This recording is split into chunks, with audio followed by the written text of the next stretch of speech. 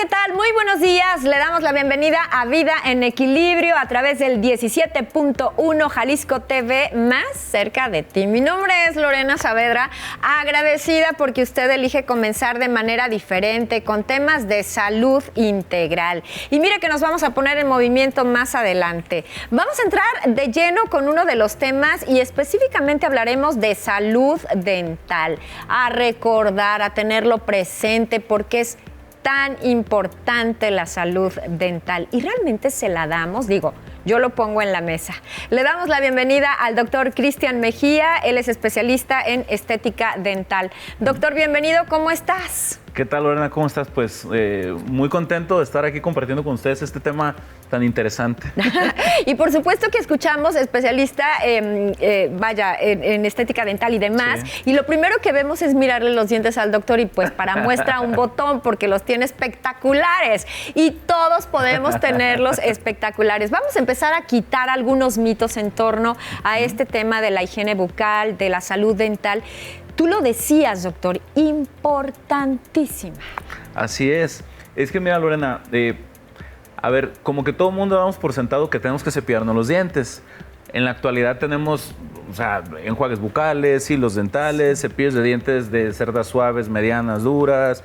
Tenemos como ya un arsenal mejor que hace 50 años o hace 100 años. Sí. Hoy en día yo creo que la salud bucal tiene que ser algo muy importante para toda la población. De hecho, quiero decirte que México es uno de los países con más altos índices de caries en toda la población. ¿Cómo? Ay, qué estadística tan poco grata y qué fuerte. No, ¿quieres que te hable de números? O digamos, de porcentajes. Se dice que en México, niños que están en etapa escolar o adolescentes en etapa escolar tienen una incidencia de caries de entre el 60 y el 90%. ¡Wow! Y en adultos, adivina qué, del 100%. Doctor, ¿cómo? ¿Sí? A ver, caries es azúcar. ¿Cómo se forma la caries? ¿Cómo se forma? Bueno, la caries se forma por dos factores. Número uno, pues son unas bacterias que tenemos en la boca. Normalmente son los estreptococos. Pero luego esto, cuando es aunado a una alta ingesta de azúcares. Que azúcar. Entonces es que, y obviamente si el paciente no se cepilla los dientes con frecuencia o no lo hace bien, entonces empiezan a formarse las caries. Y ahí es donde una caries primero empieza como se ve como una zona así como blanquecina, porque empieza como a desmineralizarse la zona donde está el inicio de la caries. Sí. Luego se sigue avanzando y es cuando ya se ve negrito. Y a veces son puntitos, pero eso ya es caries. Obviamente, si siguen pasando los años y no se atendió la persona, esa caries chiquita después se hace un hueco más grande. Y luego es cuando ya duelen las muelas o a veces cuando se inflama el cachete y que hay que tomar medicina y hay que ir al dentista. Sí, que en ese momento tiene que ser, doctor. Sí, es como la evolución de la caries. O sea, sí está avisando. Yo me acuerdo que cuando era niña siempre nos decían que teníamos que tenerle mucho cuidado al caramelo macizo. Me acuerdo muy bien de mis tiempos, doctor. Claro. Y sobre todo el cepillarnos. Pero bueno, entonces está íntimamente relacionado con el consumo de azúcar. Totalmente. Y si nos vamos también a las estadísticas, por supuesto que se consume demasiado azúcar en nuestro país. A ver, otro dato duro. Y es que eso los dentistas lo tenemos que saber y obviamente la población. Sí. México es el país que más consume bebidas azucaradas, para no decir el nombre de un refresco negro. Ese que pensó. Que es el país que más consume litros por persona en el mundo. En el mundo, o sea, México es el número 1 en consumo de bebidas carbonatadas. Y más o menos sacaron la media y es como 160 litros al año por persona. Ay, es muchísimo. En México. Es mucho. Y esa estadística ahí está, la pueden buscar en internet. Que es real. Es real. Entonces, ¿qué quiere decir? Que en México tenemos una alta ingesta de alimentos azucarados. Entonces, si por ejemplo las mamás que tienen a sus niños en el kinder, en la primaria, secundaria, no están detrás de los niños de que te cepilles y esto, incluso uno como adulto. Sí, también. Si no te cepillas, pues créeme lo que vas a tener caries. Pues, las estadísticas dicen que el 100% de los adultos tenemos caries. Claro. O tuvimos caries. Ajá, así lo vamos a decir, tuvimos. A ver, doctor, y por supuesto que es también la puerta a otras condiciones de salud, ¿no? Por eso Sí. es tan de alto riesgo. Claro. A ver, la caries es uno de los problemas, pero luego hay otro problema que es la famosa gingivitis. Sí, claro. Que es cuando se te irrita la encía. Y luego evoluciona algo que se llama periodontitis, que es cuando ya empieza a perderse el hueso que soporta la raíz de tu diente y es cuando los dientes empiezan a aflojar. Ah, ok. Y al rato, aunque el diente a lo mejor esté limpiecito y no tenga caries, vamos a pensar en un caso así, Sí. pero tuvo gingivitis que se convirtió en periodontitis y nunca se atendió y entonces esa persona perdió sus dientes. Ajá, es como si las encías se aflojaran. Exacto. Y sueltan todos los dientes. Así es. A ver, doctor, porque en otras ocasiones lo hemos escuchado, no debería ser normal, o como nosotros lo tenemos en la mente, que los abuelitos o las personas de la tercera edad no tienen dientes, así los visualizamos, por la edad, Claro. cuando no debería ser así. Así es, o sea, nosotros normalizamos el hecho de ver Exacto. a personas de la tercera edad sin dientes, pero eso no es normal, o sea, los dientes están diseñados para que duren toda la vida. Si nosotros pensamos en 3 o 4 generaciones atrás de la nuestra, nosotros nos vamos a dar cuenta que efectivamente nuestros bisabuelos, o tal vez hasta nuestros abuelitos, nos tocó ver los que usaban las famosas placas, ¿no? Ajá. Sin embargo, en la actualidad, digo, esa parte es también buena, digo, dentro de tantos datos que estamos dando alarmantes, también la parte buena es que, como dije en un principio, ya tenemos un arsenal tan grande y tan al alcance de la mano, o sea, en la farmacia, en cualquier lado, para que te puedas cepillar los dientes. Ay, Incluso sí. hasta ya es un tema más cultural y eso ha ayudado mucho a que actualmente ya las personas que van más avanzadas de edad sigan conservando sus dientes o no hayan perdido la misma cantidad de dientes que sus antecesores Ah, ya. a la misma edad. Sí, claro. Entonces, si seguimos este ritmo, bueno, pues las generaciones que vienen detrás seguramente conservarán más piezas dentales y esa es una buena noticia en medio de todo esto. A ver, doctor, yo quiero que el tiempo nos alcance y que Sí. nos digas como esos tips básicos que todos tenemos Sí. que hacer. Porque me encantó, ya no hay pretexto, hay miles de formas en las cuales viene el cepillo de dientes y demás que podemos tener en la bolsa todo el tiempo. Así es. Sí, bueno, lo que les vamos a recomendar cualquier profesional de la salud es, en primer lugar, que cepillen sus dientes al menos 3 veces al día. Yo de broma le decía, ¿cuántas veces, doctor? Es lo que sabemos en la mente, Sí. 3 veces al día. Al menos 3 veces al día. Al menos. Sí, sí. O sea, se supone que cada vez que ingerimos algún alimento y sobre todo si tiene azúcares, Azúcar. ahí es donde tenemos que cepillarnos, ¿sabes? Entonces hay que usar el cepillo de dientes, hay que usar hilo dental, porque hay zonas donde el cepillo de dientes no va a llegar. O sea, sí o sí hilo dental Hay de la que usar mano. el hilo dental, eso tiene que ser. El enjuague bucal, de hecho, puedes usarlo o no usarlo, ¿sabes? Ok. O sea, eso es opcional, el enjuague bucal. De hecho, me van a funar por lo que voy a decir, pero es la verdad. O sea, la pasta de diente también debería ser opcional. A ver, yo uso pasta de dientes, obviamente, sí. porque me deja un sabor fresco y me gusta, como de limpio. Sí. Pero realmente para que tú puedas quitar las bacterias de una superficie del diente o de la encía, no necesitas pasta de dientes, con O sea, el puro cepillado Ah, ok. y el hilo dental. Digo, es que eso también es bueno saberlo, porque si de repente está en algún lugar, vaya que no Y que sea no tienes casa, pasta. no hay pasta, No hay problema. el cepillo es suficiente. Es suficiente. Entonces, yo creo que en primer lugar concientizarnos de cepillarnos los dientes y usar el hilo dental de manera de la mano. regular. Ajá. Número 1. Sí. Número 2, que sí cuidas mucho el tema de tu dieta. ¿Sabes? O sea, que sí cuides mucho el tema de tu dieta. Si te gusta consumir alimentos altos en azúcar, trata de que después de que los consumas veas cepillarte los dientes. Ok. Ajá. ¿Verdad? Por ejemplo, el café en la mañana. El cafecito con tu Ouch. azuquita y todo, pues es azúcar. Entonces, yo sé que nos gusta el sabor del cafecito, dejarlo ahí, pero a lo mejor después de unos 15, 20 minutos, media hora, ve y cepíllate los dientes. Ah, ok. Entonces, eso. Sí. Lo segundo que comentaba, o sea, cuida mucho el tema de tu alimentación, que no sea muy alta en azúcar y si acaso lo es, cepíllate los dientes. Luego, visita a tu dentista al menos una vez al año. Al menos. Sí, o sea, a ver, como todo en la vida, ¿no? O sea, si tú vas al dentista con regularidad, al menos una vez al año a hacer una limpieza, y por ahí el dentista te detecta una caries, pues obviamente entre más pequeña es la caries, pues es más fácil el poderla restaurar, incluso hasta económicamente. Claro, entonces por todos lados es importantísimo cuidar nuestra salud bucal. Doctor, ya nada más para despedir, invitación para todas aquellas personas que conozcan un poquito más de esto. Eso es a lo que quiero llegar. Eso es para las personas, digamos el público en general, nuestros pacientes, pero luego para los dentistas que nos están escuchando, pues tienen que ir a cursos, o sea, tienen que actualizarse. Y eso es muy importante para poderle dar un buen servicio a tus pacientes. De hecho, digo, si me lo permites, ahorita que estamos aquí, claro, doctor. El 27 de febrero aquí en Guadalajara va a haber un evento que se llama el MD Seminario 2026.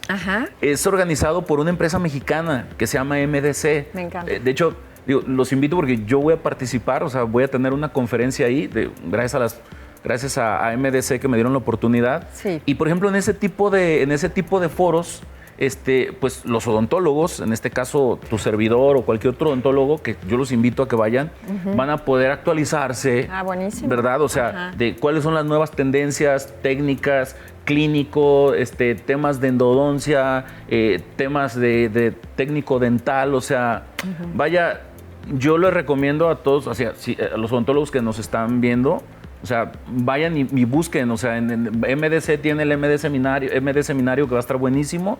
Es el 27 de febrero aquí en Guadalajara, en Palco. Sí.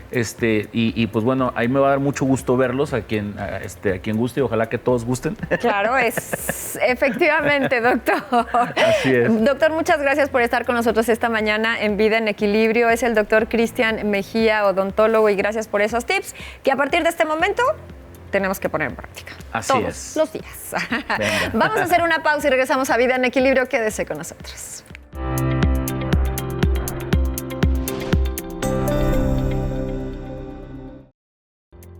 Estamos de regreso en Vida en Equilibrio. Qué bueno que continúa con nosotros. Y miren, nos vamos a hacer ejercicio. Llegó el momento de ponernos en movimiento y de regreso. Más temas que seguramente serán de su interés. Adelante.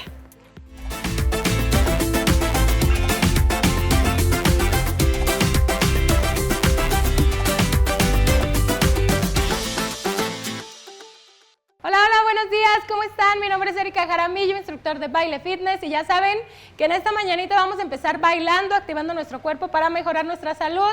Hoy traemos una salsita rica, sabrosa, así que en casita, párense y bailen con nosotros. ¡Vámonos! Aquí, miren, me quedo en mi lugar. Eso, uno y uno. Ojo, vamos a hacer paso básico de salsa adelante y atrás, mira, adelante, atrás y 3. 1, 2, cámbialo. Adelante, atrás y 3. 1, 2, adelante y atrás. Adelante y 3. Eso. Adelante, atrás. 1.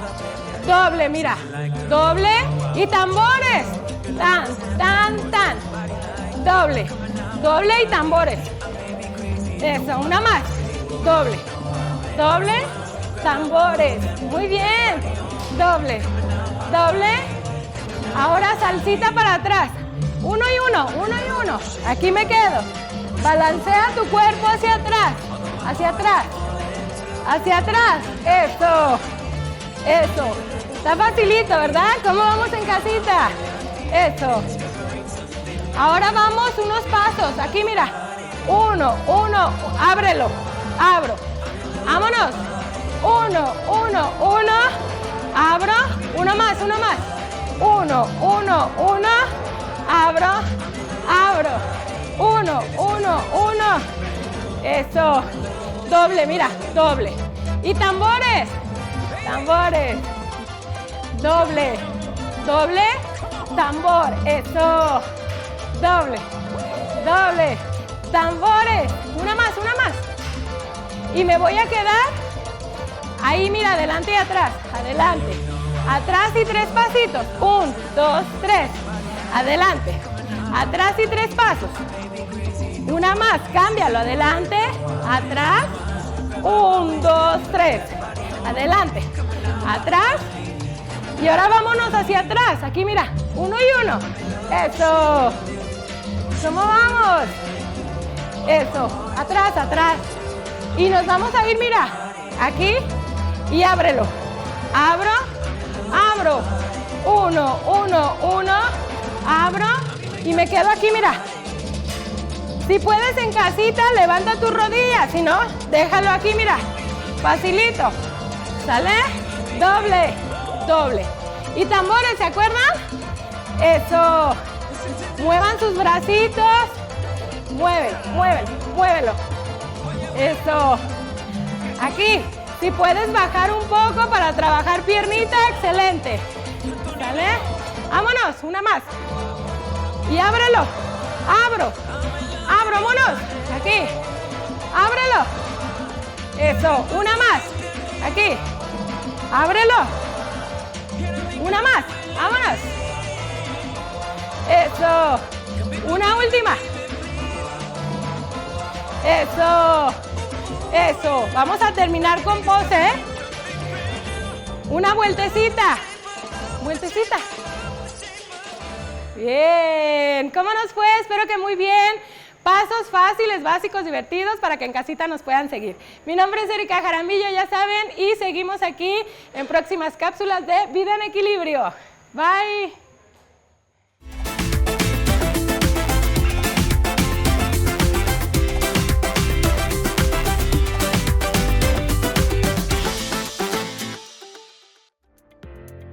Es una sección de verdad que nos pone de buenas, ¿verdad? Y además nos recuerda lo importante que es estar en movimiento. Vamos a continuar con más temas, más especialistas en el estudio y le damos la bienvenida a la doctora Montserrat Godínez. Ella es maestra en trastornos autistas. Bienvenida, doctora, ¿cómo estás? Bien, muchas gracias por la invitación. Encantada de estar por acá. Gracias porque en otras ocasiones hemos hablado del autismo, bueno, que ahora ya tiene otro nombre técnico, pero para nosotros es así, ¿verdad? Hemos hablado de todo lo que sucede, pero en esta ocasión, ¿qué sucede con la familia, con las personas que están alrededor de un paciente? Claro, es muy importante aquí tener en cuenta que la familia debería de jugar un rol totalmente principal dentro del proceso del autismo. ¿Por qué? Porque al ser una condición que involucra tantas áreas del desarrollo, evidentemente la familia tiene repercusiones, ¿no? Claro. A nivel sociedad, de repente encontramos con personas que no tienen tanta información al respecto del autismo y pueden caer en situaciones de discriminación. Es complejo en casa tratar esta sintomatología, el camino para llegar al diagnóstico y sobre todo en el proceso terapéutico. Es muy importante que la familia tenga un rol ejemplar dentro del proceso, no solamente estando presente, sino informándose, incluyéndose. Una de las cosas que nos lleva a nosotros a tener un buen pronóstico es que la familia entienda cómo es el proceso de cada una de las personas dentro del espectro autista, ya que pues al ser un espectro, cada persona funciona de manera diferente. Claro. Entonces aquí no hablamos de todas las personas dentro del espectro autista, sino específicamente de seres humanos y cada uno tiene necesidades distintas. Entonces cuando la familia comprende cómo funciona específicamente esta persona que está dentro de su familia, entiende cómo poder dirigirlo, apoyarlo, ayudarlo de una manera pues bien real, ¿no? Claro, me lleva al diagnóstico. Por supuesto que como seres humanos inmediatamente podríamos hablar de la negación. El aceptar más rápido que hay una condición de salud con algún miembro de la familia puede ser la gran diferencia. Claro, de hecho ahorita estamos teniendo esta situación en la que incluso algunos papás llegan a pedir diagnóstico después de que sus hijos se diagnostican dentro del espectro, porque empiezan a sentir que muchas cosas que de repente no les hacían tanto sentido dentro de su infancia o de su vida en general, las ven reflejadas en sus hijos y dicen, híjole, es que yo lo viví. Y hemos tenido muchos casos en la que los adultos, ya en su etapa de la adultez, llegan y buscan también este diagnóstico, muchas veces ya con cuadros depresivos o de ansiedad, porque vivieron todo este tiempo sin saber que había una condición que también estaba presente en ellos y que al tener un hijo dentro del espectro empiezan a sentir como hay situaciones en las que se sienten identificados. Y digo, y si partimos, doctora Montserrat, que si viajamos en el tiempo, si viajamos al pasado, por supuesto que era un espectro que ni siquiera se conocía. O sea, gracias a que se ha hecho tanta publicidad, se ha hablado tanto de esto, es que empezamos a darnos cuenta qué es lo que sucede.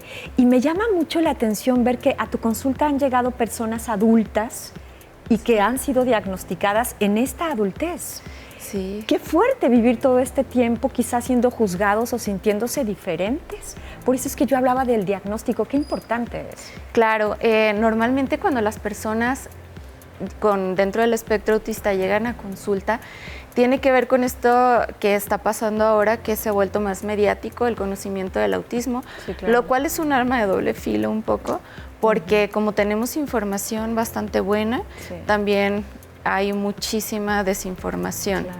Entonces, de repente empiezan a darse cuenta que hay situaciones que llegan a identificarse que no necesariamente significa que estén dentro de la condición del espectro autista. Entonces, sí es todo un proceso, esto es bien importante comunicárselo a la población en general, que no porque presenten ciertos rasgos hay que autodiagnosticarse. El diagnóstico es un proceso bien complicado, hay que ir con profesionales certificados que se sigan actualizando porque cada día hay situaciones nuevas dentro del estudio del autismo y es muy importante que acudan con profesionales que se dediquen específicamente al trastorno del espectro autista.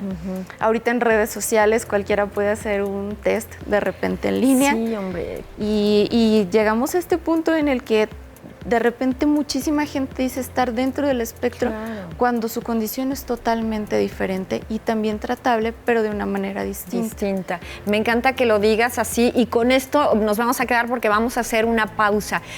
Dejemos de estar autodiagnosticándonos, aunque de repente sintamos que hay algunos matices que podrían checar en nuestro comportamiento, dejemos que sea un especialista quien se encargue de hacer este diagnóstico. Hacemos una pausa chiquita y ahorita regresamos porque estamos hablando del rol de la familia, que el papel que juega, pues ahora sí que los padres, los hermanos, la familia extensa, la sociedad en este tema. Así es que una pausa chiquita y regresamos a Vida en Equilibrio. Quédese con nosotros.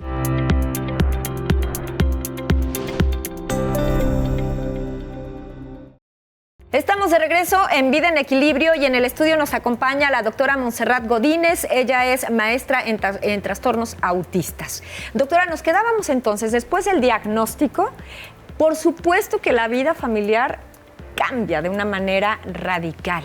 Y ahí entras, entre muchas otras cosas, entras tú. ¿Qué hace? ¿Qué pasa con la familia? Bueno, es importante recalcar que anteriormente lo que se hacía era llevar a los pequeños, a los adolescentes o incluso a los adultos al proceso terapéutico, tomaban su sesión terapéutica y se retiraban. Sí. Ahorita lo que se ha demostrado científicamente que realmente genera una diferencia sustancial en cuanto al pronóstico de la persona es incluir a los miembros de la familia dentro de este tratamiento. ¿Cómo es esto? Nosotros, por ejemplo, no hay una sola sesión en que entre un niño solo, un adolescente solo.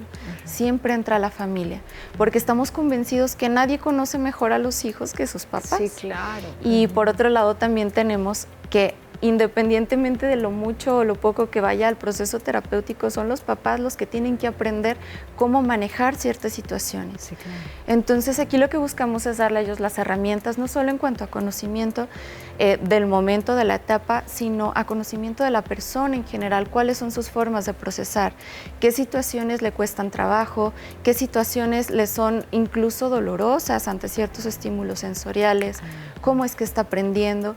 Y al tener la familia esas herramientas, puede continuar dándole, digamos, un proceso terapéutico sin que se convierta en algo como tal a lo largo de su vida. O sea, sí va a ser un acompañamiento de por vida, doctora. Aquí es importante decir, cuando la familia tiene las herramientas específicas, no es una terapia que tenga que ser toda la vida. Sí. Pasa que de repente llegan de pequeños, la familia adquiere las herramientas, logran un nivel de desarrollo madurativo que les permite llevar una vida total y completamente funcional. Bien. Y a lo mejor de repente nos hablan en unos años, oye, ¿sabes qué? Entro a la adolescencia. vemos otra vez algunas sesiones, se vuelven a dar las herramientas y posteriormente continuamos de esta forma dándole a la familia lo que necesitan para continuar con una vida lo más funcional posible. Es importante conocerlo, importante saberlo, porque es como esa cajita de herramientas y todos somos funcionales. Pero qué papel tan importante de verdad esa red de contención de la familia. ¿Qué sucede con los amigos? ¿Qué sucede con la familia extensa? De repente, ¿qué es lo que sucede? Incluso con los hermanos, muchas veces son los que no tienen como este papel tan claro, porque al tener tanta atención enfocada dentro del miembro de la familia, dentro del espectro autista, pasan a tener un segundo plano, o de repente pasan situaciones en las que no comprenden bien y pasan a ser los protectores del hermano y dejan un poco de lado su papel real en la vida. Entonces también es muy importante que dentro del proceso terapéutico se incluyan a los hermanos como parte activa, que se les dé también su lugar dentro de la familia, que se asesore a los papás cómo no centrar su atención completamente en alguno de los hijos o en el miembro que está dentro del espectro, sino que todos tengan su papel dentro de este proceso, que al final es lo que va a convertir a la familia realmente en una red de contención. A veces también a los amigos que son cercanos a la familia. Aquí yo siempre les digo a los papás, tú eres el dueño del diagnóstico. Si tú ves que el compartir el diagnóstico con los amigos o con la escuela o con las personas cercanas le va a ayudar a tu hijo, adelante. Si tú no consideras que sea algo que puede aportar, entonces resérvalo, porque también estás en tu derecho de compartirlo o no, de acuerdo a lo que convenga a los intereses de los pequeños. O sea, no tendría que ser, o sea, no tendría por qué compartirse. Claro, es como cuando uno tiene una enfermedad, si es contagiosa, por decirlo de alguna manera, y puedes afectar al resto, se tiene que compartir. Pero el autismo es una condición de vida, no es de ninguna manera una situación que se tenga que ver con estigmatización. Claro. Entonces, si nosotros sabemos que al compartir esta información con alguien más lo puede tomar de una forma negativa, no es necesario compartirlo, hay que proteger también este tipo de información. O sea, amigos cercanos, de esos amigos que se consideran casi familia, es importante que tengan la información para saber también cómo actuar en algún episodio. Claro, incluso hay gente que está muy activamente dentro de los roles de la familia, y sí es importante que compartamos la información que creamos que va a beneficiar a la persona dentro del espectro y también a la familia. Por ejemplo, nos toca ir a hacer sensibilizaciones a las escuelas, no nada más en el salón del pequeño con autismo, también de sus hermanos, también del resto de la sociedad, porque entre más hablemos de este tipo de situaciones, de condiciones de vida, menos tendremos que hablar de inclusión. Como tú lo dices, exactamente, tendremos las herramientas necesarias para actuar de la mejor manera, la más saludable en todos los sentidos. Doctora Montserrat Godínez, muchas gracias por estar con nosotros esta mañana en Vida en Equilibrio. Ella es maestra en trastornos autistas. Nos vemos pronto, muchos más temas. Tenemos mucho que aprender. Definitivamente. Gracias por la invitación. Y bueno, yo le invito a usted a que nos acompañe porque, mire, le preparamos lo siguiente.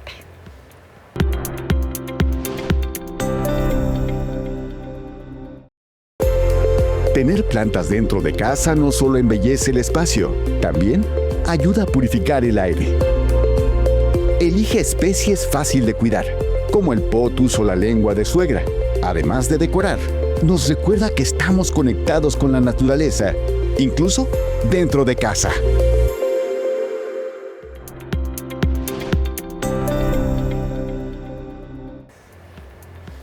Estamos de regreso en Vida en Equilibrio y esta mañana en el estudio nos acompaña Rogelio Vega, él es psicólogo clínico. Bienvenido, Rogelio, muchas gracias por estar con nosotros en Vida en Equilibrio. ¿Cómo estás? Lorena, muchísimas gracias por la invitación, muy bien, gracias a Dios. Híjole, es que tenemos muchísimo que aprender definitivamente y hoy vamos a hablar de ayudar o rescatar, que no es lo mismo y tiene muchos matices. Así es. ¿Qué te parece, Rogelio, si vamos identificando uno y otro? Claro que sí. Bien. Pues sí, mira, es un tema que es como probablemente como muy común, ¿no? Algo socialmente inclusive ya muy establecido, pero que pocas veces se cuestiona como esta diferencia, que es como muy, medio obvia, pero a la vez incluye muchas cuestiones, ¿no? Tú, por ejemplo, si vas a Google y le pones ayudar, lo que te va a aparecer es una acción como de cooperar. Ah, ok. ¿Sí? Entonces, pero en ningún momento dice entregarse a la otra persona, salvarle, etcétera, ¿no? Sin embargo, bueno, ¿cuál es la diferencia aquí entre rescatar? Fíjate, normativamente, este rol se le asigna a personas de entrada, pues que se preparan para la acción. Tomamos el ejemplo de los bomberos, rescatistas, que por cierto llevan el nombre, ¿no? Ajá, muy claramente ahí. Sí. Personal de paramédicos, etcétera, que están entrenados y capacitados para actuar ante una emergencia, ¿no? Esto, claro, pues insisto, ya en una normativa social. Sin embargo, ¿qué pasa cuando trasladamos esto a los roles sociales, por ejemplo, de una relación, llámese de familia, llámese de pareja, de amistad, etcétera, laboral inclusive? Entonces ya estamos hablando de una vinculación, que esta vinculación no necesariamente es, digamos, como dentro de la norma, sino que ya estamos hablando de que una persona que confunde el ayudar, que es el cooperar, el ayudar a mejorar, etcétera, cae en el hecho de tratar de rescatar a alguien. A ver, doctor. A salvarle la vida, ¿no? A ver, entonces, yo lo voy a decir así, el doctor es el experto. De repente podríamos decir, es saludable, porque también así nos han educado, ¿no? Para ayudar, pero se ha ido desvirtuando el concepto, como tú lo decías, si lo llevamos a la práctica, una cosa es la teoría y otra la práctica. ¿En qué momento esa ayuda es saludable y en qué momento va cambiando de matiz? ¿En qué momento deja de serlo? Yo le voy a decir poco grato, o poco saludable, poco nutritivo. Sí. Pues mira, podría decir que cualquier persona que ama está capacitada y tiene la disposición de ayudar a algún ser amado. Ajá, quien ¿no? ama. De entrada. Inclusive a personas con las cuales no tiene una relación. Si pongo el ejemplo de una desgracia, un terremoto, etcétera, un incendio, hay casos en los que personas desconocidas le entran al quite, ¿no? Digamos que instintivamente. Pero insisto, si esto lo llevamos a una relación de familia, pareja, donde no está ocurriendo una emergencia y la persona ya está como convencida de sí misma, porque a lo mejor todos conocemos a personas que andan por esta línea, ¿no? Donde pensando, yo soy quien sabe lo que necesitas. Claro. O personas que se la pasan dando consejos, que generalmente a veces no se toman ni no se aplican ni a sí mismos. Entonces, podríamos decir que, bueno, todo parte también de la parte empática, ¿sí? Pero hay una parte donde caemos en un exceso de empatía, que se le conoce como hiperempatía, ¿sí? Que esto ya es como salgo de mi sensación porque puedo sentir lo que sientes. Pero, a ese grado. O sea, pero no es real. O sea, es una consideración, es una creencia. Y esto generalmente viene desde, como lo mencionaba en otra de las cápsulas, heridas de la infancia, rasgos de personalidad, ¿no? O sea, por ejemplo, si se estableció algún tipo de trauma, además, o simplemente la misma dinámica familiar, ¿sí? Nos va orientando como a esta consideración. Para esto quiero hacer uso de algo que se le conoce como el triángulo dramático de Karpman. A ver, doctor, me gustaría muchísimo que lo dejáramos ahí para poderlo comprender mejor y mientras tanto vamos asimilando todo esto, ¿no? Nos gusta sentirnos necesitados, creemos que sin mi presencia en mi familia nadie puede hacer nada porque quizá yo soy la única que los puedo salvar o rescatar. Ahí lo voy a dejar, hacemos una pausa y ahorita regresamos a Vida en Equilibrio. Quédese con nosotros, ayudar o rescatar.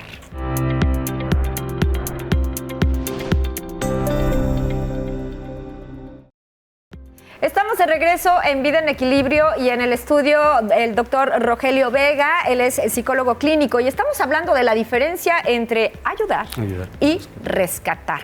Tú nos hablabas de un triángulo interesante, doctor. Sí. Bueno, este triángulo generalmente es poco conocido, pero es algo que me ha ayudado mucho en la terapia. Así como un triángulo, hay tres roles, digamos, como generales en las relaciones de las personas. ¿Sí? Este es el rescatador, muy conocido, ¿no? Tal vez o nombrado socialmente, y víctima. Son los más conocidos, ¿no? Y otro rol es el perseguidor. ¿Sí? Ojo, estos tres roles no quiere decir que una persona sea uno u otro. Las personas, por nuestra historia de vida y demás, las dinámicas que se van gestando en la familia, podemos hacer uso de cualquiera de los tres, muchas veces sin percatarnos inclusive, ¿no? Pero habrá alguno que es como más predominante, dependiendo también del contexto en el que me desenvuelva. ¿Sí? Pongo un ejemplo de una familia tradicional conformada por mamá, papá y un hijo o hija. Supongamos que este hijo está teniendo dificultades para hacer la tarea. ¿Sí? Entonces llega una mamá preocupada. Hijo, no te preocupes, mira, no llores, ven. Ahí ella está tomando como este rol de rescatadora. Ajá, ¿sí? Para comprenderlo, rescatador. Tratando de aliviar, por ejemplo, la angustia del niño, etcétera, ¿no? Y supongamos que papá está en el comedor o en la sala viendo la escena y entonces el papá observa lo que está pasando y le dice, siempre lo quieres rescatar, siempre le quieres ayudar, siempre esto. Entonces, este papá ya está adoptando el rol de perseguidor, que se puede traducir también como el que señala. El que está ahí como apuntando con el dedo y demás, pero no propone. Simplemente pone énfasis como en lo que él ve como error. Ella, pues, ¿no? Sí. Y el hijo, pues, adopta una postura de víctima, llorando, etcétera, ¿sí? Entonces, esto empieza a pasar así. Aquí el detalle es cuando esto se empieza a volver como cíclico y empezamos a caer en un patrón de afrontamiento, en un patrón de conducta, de respuesta. Y estos roles van cambiando también, porque ¿qué pasa, por ejemplo, con esta madre que quiere estar ayudando al hijo? Rescatando al hijo. Rescatando, pero el hijo, supongamos que por alguna razón que todavía desconoce la familia, tiene alguna condición, tal vez algún problema del neurodesarrollo, no le entra la tarea. Entonces, esto empieza a generar que la mamá se empieza a desgastar estando detrás de él, el hijo, al momento de que está detrás de él, empieza como a querer mantener una distancia, empieza a poner resistencia, sale a la calle y ahora el papá, en vez de ser perseguidor, empieza como a rescatar.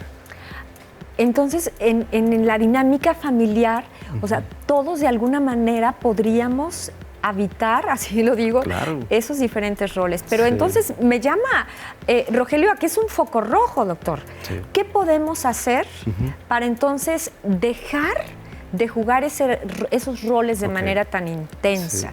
O dejar de ser el rescatador o la víctima. Una de entrada, pues, es empezar a reconocerlo, ¿no? ¿Cómo? Pues a través, por ejemplo, de la observación. La terapia, pues ni se diga, es una ayuda muy importante como para poder ventilar estas cuestiones, poner énfasis en cómo se da la dinámica, etcétera, para poder estar ahí, viéndolo y poder parar. Otra es, por ejemplo, hay una psicóloga que se llama Asei Choi, que es, digamos, como la que pone la contraparte de este triángulo y ella le nombra triángulo del ganador, que se diferencia, o sea, son los mismos tres roles, pero con, insisto, la contraparte. En vez de ser rescatador, adopta una postura de ayudador empático.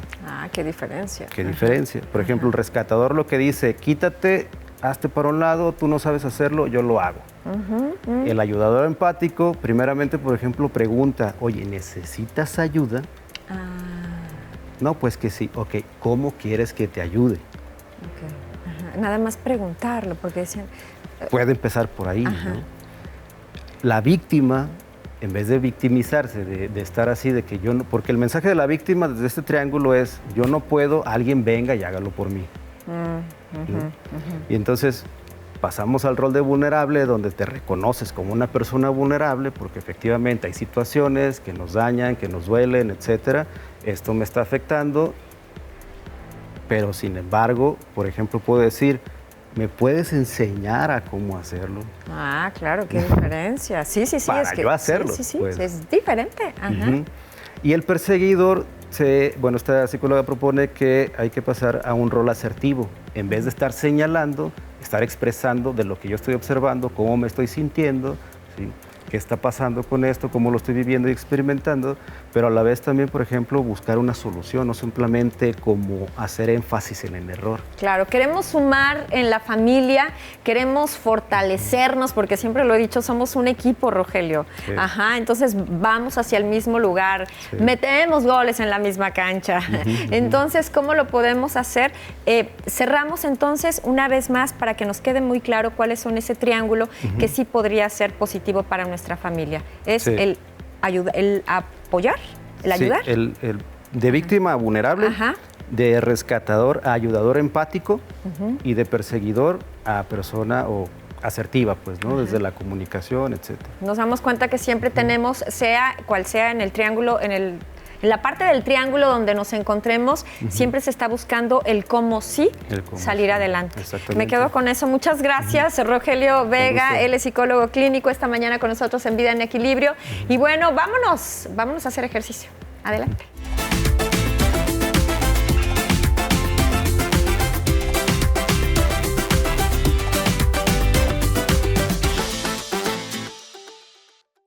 Hola, ¿cómo están? Buenos días. Mi nombre es Erika Jaramillo, soy instructor de baile fitness y esta mañanita nos vamos a activar con una canción que estoy segura que en casita todo el mundo conoce. Ya la van a escuchar. Párese de ese sillón, actívese y muévase con nosotros aquí en Vida en Equilibrio. ¡Vámonos! Listos. Aquí, miren, hombros. Y nos vamos lado a lado. Y 3 pasitos, mira. 1, 2, 3. Lado. Lado, 1, 2, adelante y atrás, mira. Eso. Cámbialo. Aquí.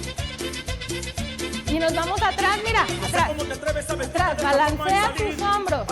Eso. Balanceale. Eso. Atrás.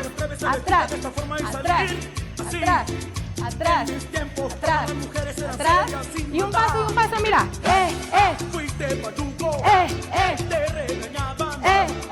Eso. ¿Ven cómo les dije que se la iban a saber? Sí, yo estaba segura. Eso. 1. Y vámonos, mira al frente. Aquí arriba. Y nos vamos atrás, mira, aquí. Cha. Muy bien. Uno más. Eso, arriba. Y ahora para atrás, abajo. Eso. Y me quedo aquí. Eso. Al lado, mira, al lado. Y 3 pasitos. 1, 2, 3. Lado y 3. 1. Se viene el pasito, vámonos. Eso. Cámbialo. Eso. Atrás, mira. Atrás, balancea los hombros. Eso. Un piecito para atrás. Balancealo. Para que literal se vea más de barrio. Eso. Me quedo aquí uno y uno. En casita, un gritito.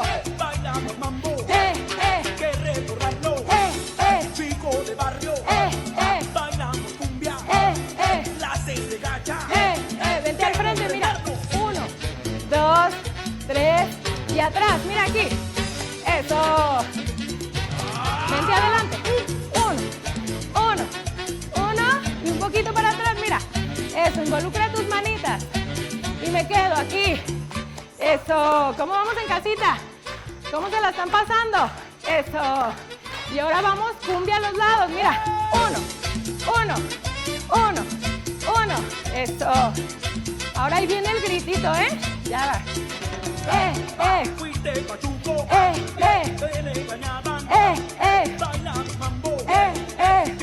No los escucho.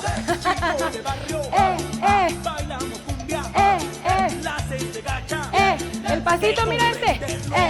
Adelante y atrás. Cámbialo. 1. Eso. Si puedes, aumentale el nivel. Va. Cámbialo. Me quedo una vueltita. Tan. Muy bien. ¿Cómo nos fue?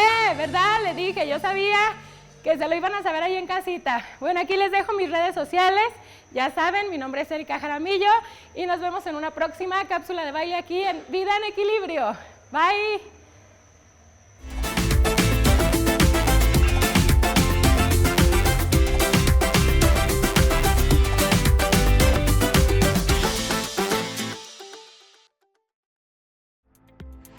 Y así es como estamos llegando al final del programa del día de hoy. A nombre de este gran equipo de trabajo le damos las gracias por acompañarnos. Recuerde, de lunes a viernes en punto de las 7 de la mañana, Vida en Equilibrio a través del 17.1 Jalisco TV, más cerca de ti. Mi nombre es Lorena Saavedra. Que tenga un maravilloso día.